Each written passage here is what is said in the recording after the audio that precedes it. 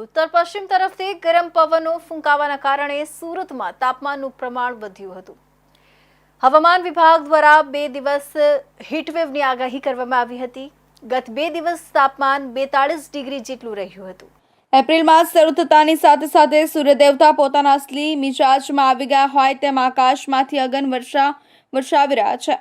ગરમીને કારણે મનુષ્ય સહિત પશુ પક્ષીઓના જીવન પર પણ માઠી અસર જોવા મળી હતી। આ દરમિયાન હવામાન વિભાગ દ્વારા જિલ્લામાં 2 દિવસ હીટવેવની આગાહી કરવામાં આવી હતી, જે અંતર્ગત ગત 2 દિવસ તાપમાનનો મહત્તમ પારો 42 ડિગ્રી સુધી પહોંચી ગયો હતો। દિવસ દરમિયાન લોકોએ કાળઝાળ ગરમીનો સામનો કરવો પડ્યો હતો।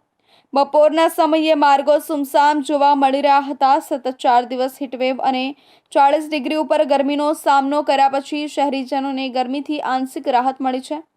ગુરુવારે શહેરમાં સરેરાશ 10 કિલોમીટરની ઝડપના દરિયાઈ ઠંડા પવનોનું જોર વધતા એક જ દિવસમાં મહત્તમ તાપમાન 6.6 ડિગ્રી ગગડી 34.4 થઈ ગયું હતું। મહત્તમ 35 કિલોમીટરના પવનોનો અહેસાસ થયો હતો।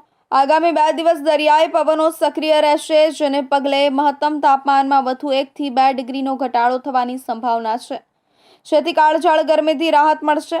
મહત્તમ તાપમાન 33 થી 34 ડિગ્રી વચ્ચે રહેશે। હવામાન વિભાગના જણાવ્યા અનુસાર ગુરુવારે શહેરનું મહત્તમ તાપમાન 34 થી 4 ડિગ્રી અને લઘુત્તમ 26 ડિગ્રી નોંધાયું હતું।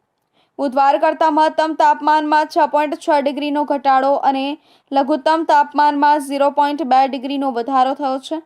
વાતાવરણમાં સવારે ભેજનું પ્રમાણ 81% અને સાંજે 55% નોંધાયું હતું। દરિયાઈ ભેજવાળા પવનોને લીધે વાતાવરણમાં ભેજનું પ્રમાણ વધ્યું છે।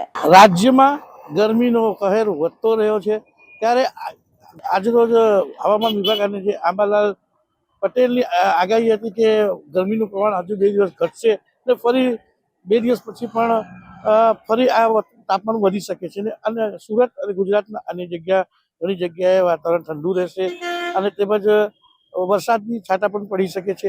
આની સુરતમાં આજે થોડી ગરમીની અસર ઓછી જોવા મળી, પણ હજુ પણ લોકો ગરમીથી અસહ્યથી ત્રાસી રહ્યા છે અને ગરમીથી બચવા માટે, લૂથી બચવા માટે અલગ અલગ પ્રયોગો કરે છે અને ઠંડા પાણી જેવા સેવનો કરી રહ્યા છે।